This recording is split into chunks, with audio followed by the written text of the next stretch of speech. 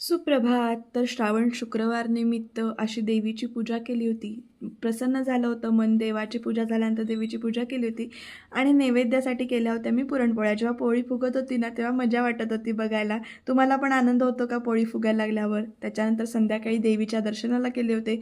ओटी भरायला गेले होते देवीची. त्यामुळं भक्तिमय वातावरण होतं. सगळ्या बायका आल्या होत्या आणि मग त्याच्यानंतर जेवून झाल्यानंतर गेलो वानरसेनेच्या दहीहंडीला. ही दहीहंडी फक्त लहान मुलांची असते, त्यामुळे तिथं मजा येत होती. वीराला घेऊन गेले होते दहीहंडी खेळण्यासाठी. ही सगळी लहान लहान मुलं मस्ती करत दहीहंडी खेळत होते आणि नंतर आम्ही बायकांनी त्यांना घेतलं होतं दहीहंडी खेळण्यासाठी. मजा आली होती एकंदरीत. आणि मग अशा रीतीनं देवीचं दर्शन घेऊन श्रावण शुक्रवारची पूजा करून वानरसेनेच्या दहीहंडीमध्ये मजा मस्ती करून आजचा दिवस संपवला. तुमच्याकडे अशी लहान मुलांची दहीहंडी केली जाते का, ते कमेंटमध्ये नक्की सांगा. आणि माझे मिनी व्लॉग आवडत असल्यास चॅनलला सबस्क्राईब कमेंट करायला विसरू नका, म्हणजे मला नक्कीच मोटिवेशन मिळेल.